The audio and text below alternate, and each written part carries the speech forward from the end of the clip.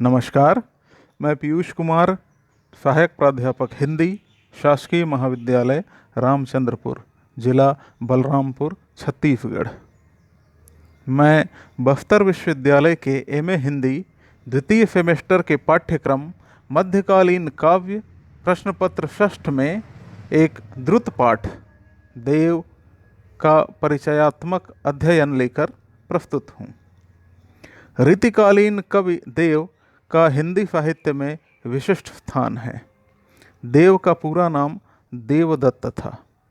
उनका जन्म कुसमरा, जो इटावा जिले में आता है, सन 1673 ईस्वी में हुआ था। उनके जन्म को लेकर उनका दोहा ही प्रमाण है। अपने ग्रंथ भोग विलास में उन्होंने लिखा है, शुभ 17 से 46 चढ़त 16 वर्ष, कढ़ी देव मुख देवता भाव विलास सहर्ष। देव की जीवन और कवित्व की यात्रा लगातार स्थान बदलती रही।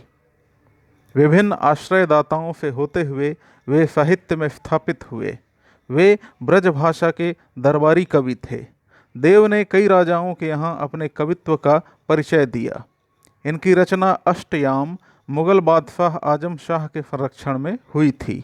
ऐसा अनुमान है कि उनका ग्रंथ भाव विलास भी आजम शाह के आश्रय में लिखा गया है। भवानी दत्त वैश्य देव के दूसरे आश्रयदाता थे। ये चरखी दादरी रेवाड़ी के निवासी थे। इनके लिए इन्होंने भवानी विलास नामक ग्रंथ लिखा। देव के तीसरे आश्रयदाता कुशल सिंह थे। इनके लिए देव ने कुशल विलास नामक ग्रंथ की रचना की।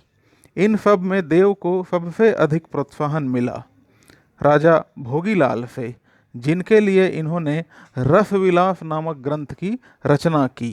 कहा जाता है कि इस ग्रंथ के लिए देव को लाखों रुपए भोगीलाल ने दिए थे। कवि देव की रचनाओं की संख्या विद्वानों के अनुसार भिन्न भिन्न है, किंतु प्रामाणिक रचनाएं 18 हैं। इसके अलावा 9 अन्य ग्रंथ भी उनके नाम प्राप्त हुए हैं, जिन्हें मिलाकर कवि देव के 27 ग्रंथ उपलब्ध हैं। उनके 18 प्रामाणिक ग्रंथों के नाम इस प्रकार हैं: भाव विलास, अष्टयाम, भवानी विलास, रस विलास, प्रेम चंद्रिका, राग रत्नाकर, सुजान विनोद, जगत दर्शन 25, आत्मदर्शन 25, तत्व दर्शन 25, प्रेम 25, शब्द रसायन, सुख सागर तरंग, इतने ग्रंथ प्रकाशित हैं। इसके अलावा हस्तलिखित ग्रंथ हैं प्रेम तरंग, कुशल विलास, जाति विलास, देवचरित्र और देव माया प्रपंच। देव ने एक श्रृंगारपूर्ण और नायिका वर्णन युक्त ग्रंथ संस्कृत में भी लिखा था, जिसका नाम था श्रृंगार विलासिनी, जो कि भरतपुर से प्रकाशित हुआ था। देव के इन बहुसंख्यक ग्रंथों को देखकर प्रतीत होता है कि उन्होंने अपने कई छंदों को भिन्न भिन्न ग्रंथों में प्रयोग किया है। इन्होंने कई बार पूर्व के आश्रयदाता राजा का नाम बदलकर अपनी रचनाएं भी लिखी हैं। देव का मुख्य विषय श्रृंगार और प्रेम है, जिसमें उनकी भावना उदात्त रूप में प्रकट हुई है। देव की प्रसिद्धि उनके लक्षणों में न होकर उदाहरणों से है। देव के कवित्व सवैयों में प्रेम और सौंदर्य के सतरंगी चित्र मिलते हैं।